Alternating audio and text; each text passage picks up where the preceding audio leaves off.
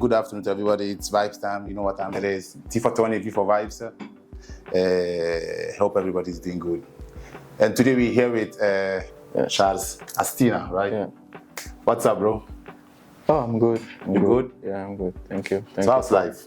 We thank God that everything is fine, and He bring protection to us every day. So we take life in a positive way. Yeah. I saw you last time in Turkey. Yes. I was in a short trip with my family. Yeah. You're enjoying life, right? I mean, it's been a very tough season personally for me. So the little holiday that I have, I try to use it to relax myself mentally and physically, because it was not an easy season this year. So yeah, I try my best. Okay, I always ask people when they are here on my show, no? How was your 2020 when it was COVID time?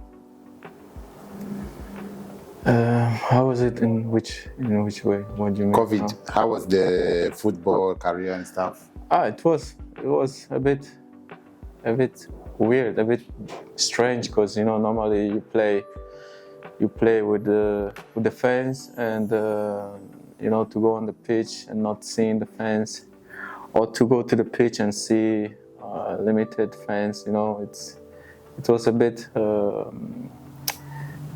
strange, but at the end of the day, it's also the health of other people. So you have to also understand and move on. Try to give them some joy also for people that can't be at the stadium and watching at home. So yeah. But thank God, finally things are much easier now, and we can really enjoy the games with the fans. So you people were playing at the stadium without your fans? Only you players and the football? Yes, and yes. I think for the beginning of the restrictions, it was not allowed for anyone to come to the stadium, and then I think they open up to I don't know, 1,000 or 500, or gradually they open it up more with more restriction and stuff like that. So yeah. Okay, Charles, so I would like you to present yourself like Charles is your real name now? Yeah, Charles, my real name. Okay, yeah. so maybe... Charles Jr., because my father is also called Charles, so... Okay. So I'm Junior. And so Atsina is your real surname? Atsina. Atsina? Yeah, Atsina. Atsina, yeah. Oh, okay, Atsina. It's your real surname? Yeah, it's my surname. Ghanaian surname? Yeah, actually, it's a Ghanaian. It has a long history behind, and I think if I have to explain, it will be a bit. I have to go deep into familiar matter, and I leave that to my parents. But yeah, it's. But you can explain it a little bit to us, for us to understand, because I never heard Atsina. Yeah, you understand? It's true. So I always tell people that it's easier to find a Boache. It's easier to find Boateng. It's easier to find Asamoah. It's easier to find, But when you say Atsina, a lot of people step back and say, "Are you Ghanaian?" They never heard this kind of surname, and they're surprised when I said Atsina. And some even ask if I'm truly Ghanaian, because the name doesn't really... Normally when you hear an African name, it sounds different, like Boateng, Asamoah, Amoah. Yeah. They all have this kind of 3-4 letters that end the same. Like ink, moi, and that stuff, yeah. Exactly. So Atsina, it's a bit different, but it has a very... So I'm also going to ask you, are you sure you are Ghanaian? Oh yes, I'm Ghanaian. 100%. Can you speak Twi? Oh, I can speak Twi. But maybe you learn from someone. Oh no, I'm 100% Ghanaian. So where are you from in Ghana? Oh, Ghana, I was born in Takoradi. I grew up in Takoradi. Okay. And I moved in the early age to Takwa. And after Takwa, I came to Europe, but I was very, very little. but I do remember quite a lot, and I also speak very good Tree. Tree. But I heard your tree is like Fancy. Infanti, yeah. Fancy. I would say Fanta. Oh, brother. Or Kodubia. Or you call old move. Or Remove. Old move. So you are a fan of Kinaata? Oh yes, I love Kinaata. Yeah. Ah, okay. Because I know. I mean, good music is always welcome. It's always welcome. Yeah, but I know all the Fantas love Kinaata because it's from Fanti. Oh, not just. I don't think it's just all the Fanta. I think it's the music, the lyrics, the music. Okay. You know, the good music that he put on the platform for people to listen. It's not just to dance. It's also music that you can take some advice from it. You know, Mm-hmm. so I think he's welcomed everywhere because it's not just music that you just listen and go in the wrong direction. You know, when you listen to Kinaata, you understand where the lyrics are coming from, you know. Yeah.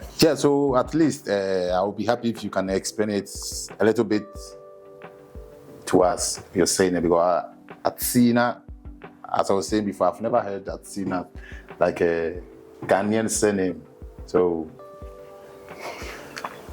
okay, the name Atsina, from what my father explained me years ago.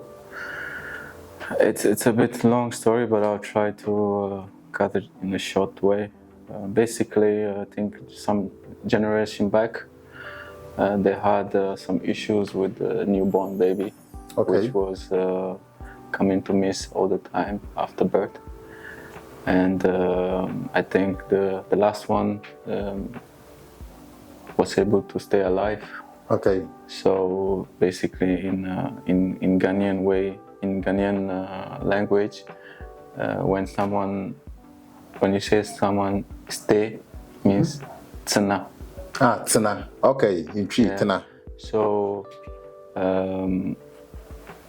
basically, when it happened for the baby to stay alive, then the people around started to call it, African name was Atsina. Tsina. That means if you have stayed alive, stay. Okay. So with time, when people were passing by and asking, Kweku Watsina, Kweku Watsina, that means Kweku is he still alive? Is here with us. Okay. You know, so it started, slowly, day after day after day, Atsina. Then it became a surname. They named him Kofi Atsina. Atsina. Yeah.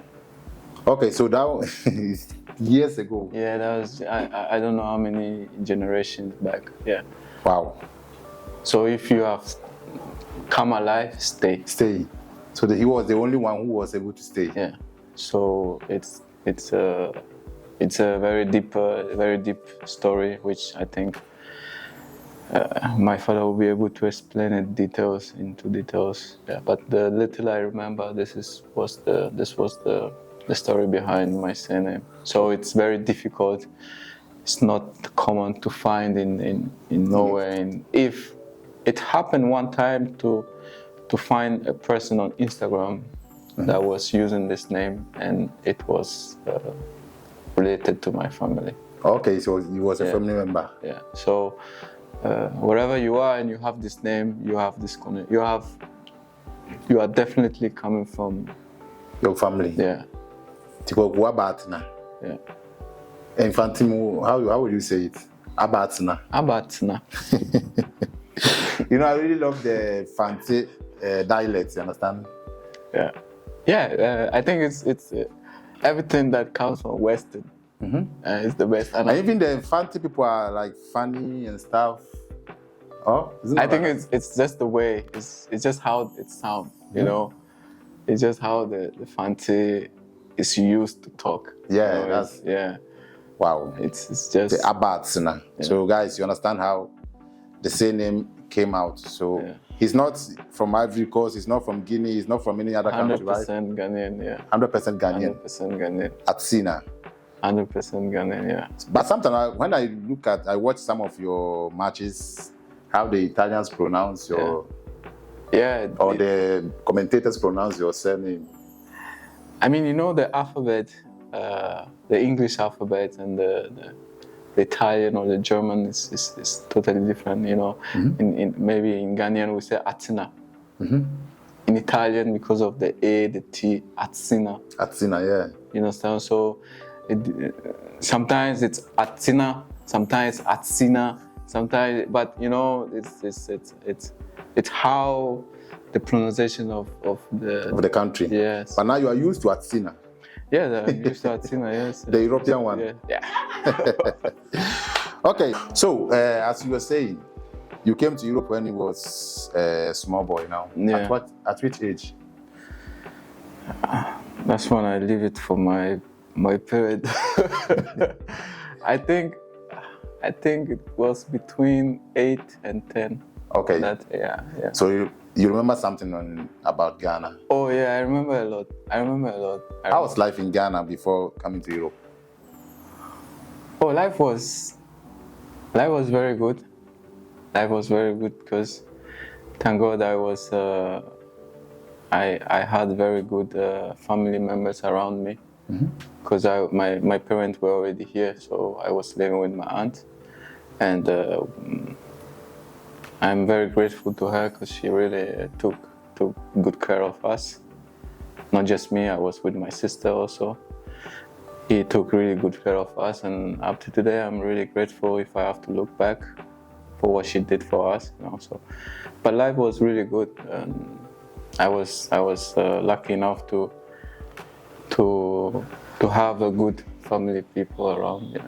So you are part of the guys who were pampered, like, you know, DB. Yeah, normally when your father is in abroad, you know, in Ghana, that's how it is. You know, they look at you differently. You know, but yeah, it's part of it's that's how it is. You know, what can you say? Call me. You have to accept and move on. Yeah. So you were already playing football when you was in Ghana. You used to play football. Actually, no, I never. I used to play some games sometimes in school, but I was not really focused on football that much. I wasn't really. It wasn't really my thing. We were just playing occasionally at school, but after that, back home, and. Okay, I spoke to a guy last time for an interview, and he was telling me that he has this idea about abroad. You understand that abroad was like in heaven, because he used to see flights, airplane, you know, in the air. So he used to think like abroad is in heaven. You understand? What do you think? I used to think that's abroad is heaven. Go and tell someone. Right now, you go to Ghana, some situation you see in Ghana is so difficult, you know. It's like, okay, let's say rhetorically we say like it's heaven because maybe you find a bit of comfort here and you're able to somehow create a life that you can really make good living out of it, you know, compared to someone now in Ghana in this situation that Ghanaians are facing. It's really hard. So you can say right now it's hell. It's hell. You can say it's hell. And there's heat there. Yeah, the heat. Yeah. So when did you start your football career? When did you start playing football? Let's say I started at the age of, I think, between 11 and 12. Yeah. Okay. Yeah. I was living in a small village in Verona called Sona. Sona, okay. Yeah. And that's where we grew up. That's where all my family were based. And yeah, my early football hints was with this club. And yeah, I think I remember I was around 11 or 12 years old, yeah. Okay, so how was it? Was it difficult to start your career playing football like a small boy? How was it? I mean, at that age, it's hard to see what are the difficulties in football. I think it was a bit difficult because of the language barrier. But as a kid, you don't really think about the language. You just want to go there and have fun and play with your friends, the same friends that you close school with. Okay. So, I mean, the language barrier is just a matter of time. But I don't think it's there's difficulties in sports, because sports should be something to bring joy for people. Yeah. So, how is it to play football in Europe? Well, it's really difficult to answer, because I never played professionally in Ghana. Okay. So I cannot compare Europe football and Ghanaian football. But from what I know, the little I know, that the European football is much more tactically. Okay. And the Ghanaian football is much physical, where I think that the players are required to be more physically, on the pitch, and also on tackles, and how they approach games, So it's kind of different in Europe. In Europe you are prepared in many sectors, tactically and physically, and there's some games that you can understand that this game is going through a physical aspect, and there's some games you can see that both teams want to play tactically, So it's different. It's different. I cannot say much because I never played in Africa. But yeah. So how long did it take you to understand your role in football? Because when you start, you don't know, maybe you are a midfielder, defender, or goalkeeper. How long did it take you to understand your role? How long? I think it didn't take me that much, because that time I had a role model, which was Thierry Henry. Okay. And Thierry Henry was an inspiration for me. So seeing him scoring goals and all these kind of things, it made me think to play in that kind of position. Yeah. So it was not really difficult to find my position, because I really love to score. I really love to enjoy the moment when the ball is inside the net. So yeah, it was a quite easy decision to play as a number 9. Okay, so now you're playing in Germany, right? Yes. When did you, let's say, in Italy, did you play professionally in Italy before moving outside to another country? Let's say I started after Sona, which I started my early football. Yeah. Then I went to a club. Called Virtus Verona that they currently play in the third league. Virtus Verona. Okay. Yeah, they currently play in the third league. And from there I started my let's say semi-pro football, because at that time they were in D, I think. In D? Before going to the C. Yeah. Okay. But I think they were in the semi-pro that time when I was a very young age. I think around 18, something like that. So that was my first, let's say, senior semi-pro experience. Okay. Yeah. So how was it? How was it? It's a bit. It was not easy, because you come in as a young player, and you have to wait. You have to learn a lot. You have to adapt. You have to understand that the game is not played like in the youth, but it's played in a different way. Okay. Now you play to win. You play for points. You don't play with your friends. You don't play after school. You don't play because your mom is there. Now you play for points. You play to win championship. You play for people that are coming every week which you have a responsibility to give your best, because when someone pays to come to see you, you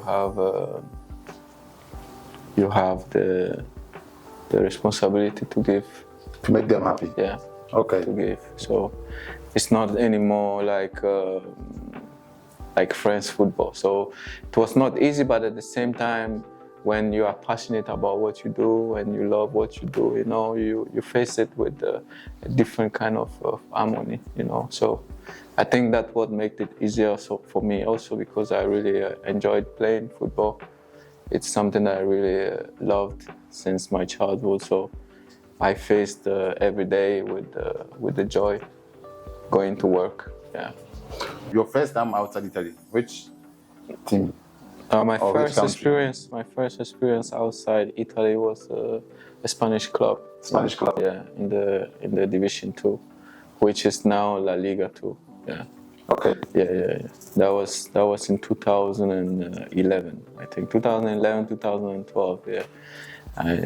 I was 21, if I don't remember. Yeah, 21. That was my first experience in the Spanish football, which I think was the best. It was the best. Best football I ever played. How many years did you play in Spain? I think it was a year and a half. A year and a half. Yeah. And that was the best. Yeah, that was the best football experience I ever had. Even now, sometimes I sit home and I think about Spain, the whole Spanish football, and it just brings me some kind of joy and some kind of emotional feeling of like missing this part of Spanish football, Okay. because it was really, I think, the best experience. Can I ask why are you saying that Spain is the best experience? It's because I think the style of football, Okay. the style of football, which make it very interesting and very, very attractive. Mm-hmm. The style of training. Okay. The mentality behind the game, the way the fans are crazy about the game, the way the fans are supportive towards the team. The whole thing about football in Spain is just amazing. I mean, any player that played in Spain can really tell you, because it's a different thing. It's a different totally thing. It's another level. Yeah, it's another level. So if they call you today to come to Spain, are you going to? But last time, I don't know. I saw one message from Florentino Perez, the president from Real Madrid. Mm-hmm. I'm still waiting for his call. Maybe, I don't know. Maybe if he doesn't hurry up, Barca will call me. Barca will call you. Wow. So after Spain, you just how many teams have you played now? So I played in seven different countries. Seven different countries. Yeah, and seven. So after Spain, I went Germany for also, I think, roughly 2 years, and from Germany I went a year in Finland, and from Finland so and last 3 years I came back to Germany, 2019, up to now. Okay, let me ask you one question. I don't understand much about football, but sometimes I watch some football match and stuff. I see the players playing football. I know it's not easy to play 90 minutes and stuff. But can you tell me something about how is it to be a football player? What are the responsibilities of a player? I mean, everyone sees it as a very privileged job, because of when you talk about a football player, the first thing that comes in your head, in your mind, is the money, the luxury, the big cars. Yes. But there's a lot of sacrifice behind, and there's a lot of pressure. Sometimes there's a lot of things that goes behind that we don't see. Okay. We see only the good lifestyle, You know, I mean, it's a job. It's a job that you do because you love. It's a passion, you know. But sometimes you turn the passion into a job. You know, it isn't no more playing in the park with your friends because you love to do that. Now you are demanded to bring results. You know, you have to perform, not just for people, but you have to perform for your club, for your teammate, for yourself, for your stats, you know. So now that passion turned into a work. That you have to bring result.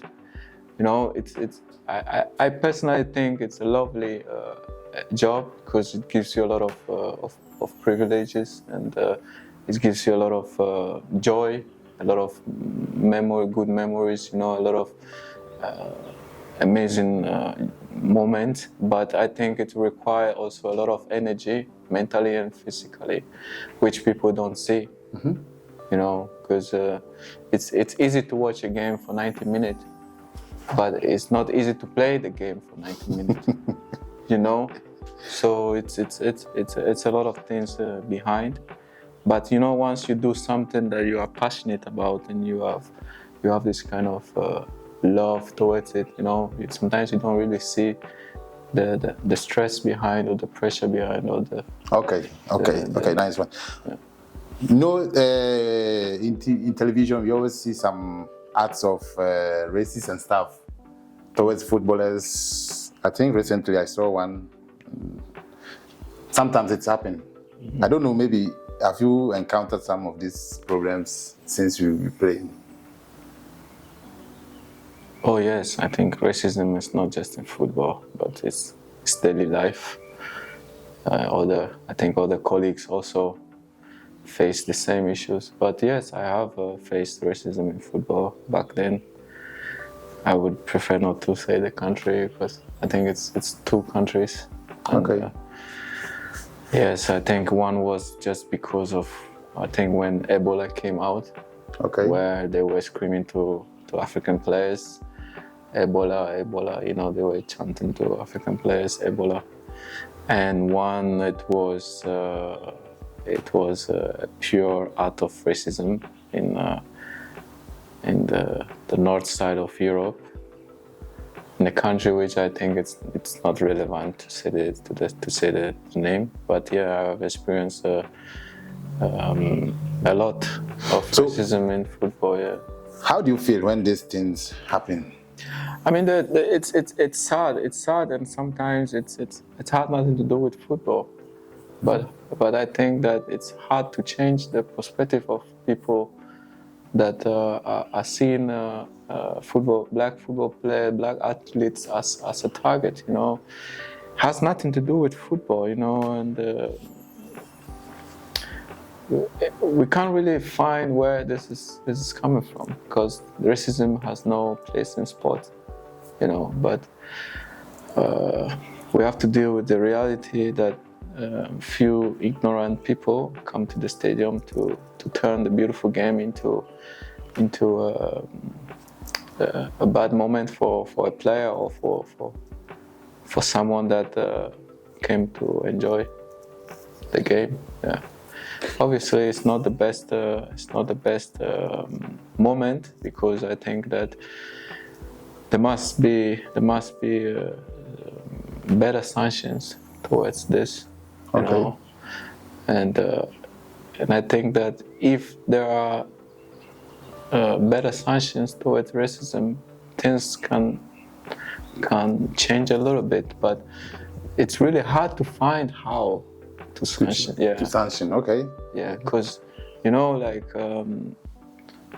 we have the Premier League that take very severe sanctions against racism, and they are the league that really attack the issue really in a very hard, strong manner. But it happened that, you know, it happened again all the time. All the time, yeah. So what are we really doing? What can we really do? Because I think that most of this publicity, stop racism and this kind of things, it's not really helping.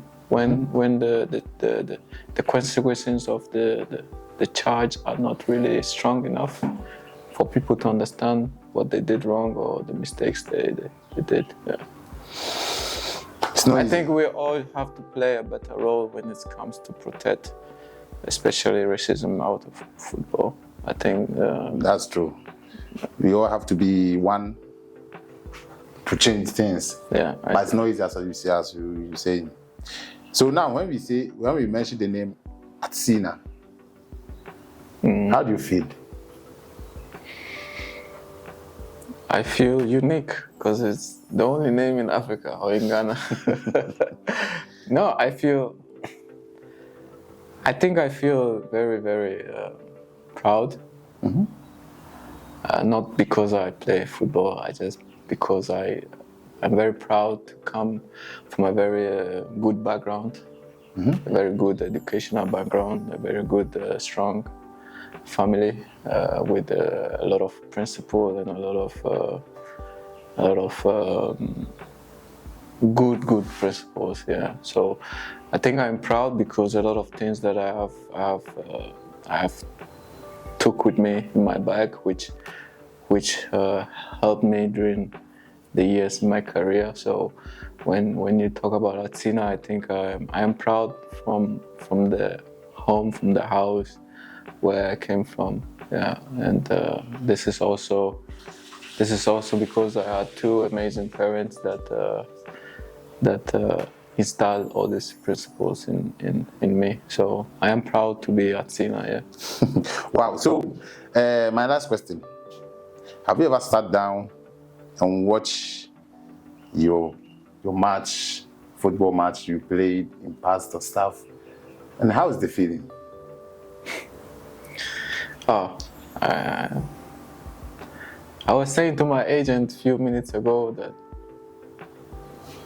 how can you stop playing? You know? So if you come with a question to go back, or if you ask me what's the feeling behind watching my old games, that you're trying to make me not to stop.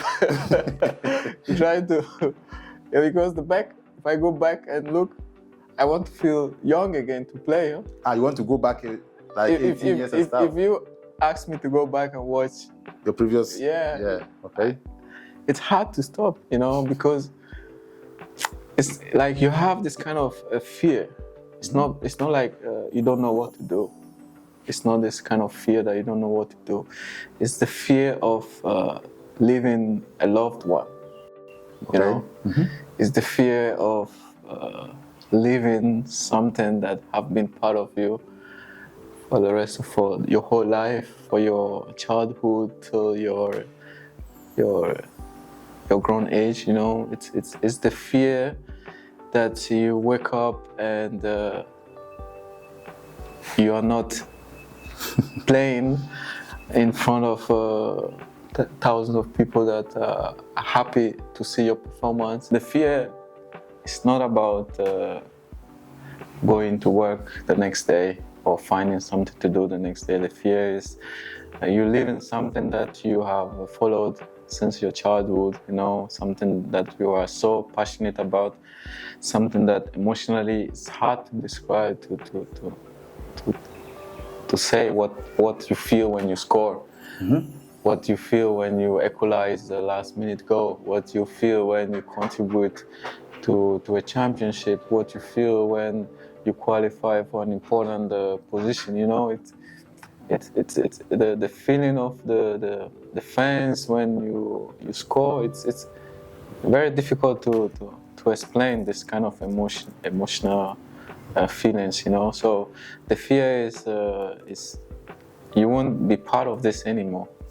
And you have to maybe look somewhere else, go watch other little players as a scout, follow training as a youth coach, assistant coaching in first. It's different. It's different than being the main player and experiencing day by day, game by game, this kind of feeling. Yeah. So that's the fear to stop. The fear is that you are no more going to get the feeling of scoring goals. It's not because I am saying it. Even Totti said this when he was retiring, that he was scared for tomorrow, not because he doesn't know what to do. We all know Totti. Totti can be in any football club at any time, in any position. But the fear that he's leaving, something that is difficult to explain emotionally. Yeah, bro. So, thank you for coming. Thank you for your time. Thank you for everything. I don't know if you have anything to tell your fans or family, any member. I mean, you are here for holidays now. Oh yes, I want to tell my mom that and my father that I love them, and my sisters too. I love you all. Yeah. Okay. So. And whoever loved me, I love you too. Whoever loves you. Yeah, love that you care for me. You want the best for me. I want the best for you too. Okay. Yeah. So thanks everybody one more time. You know, the name is still 20 Vibes, T for 20, V for Vibes. Thanks everybody, and ciao.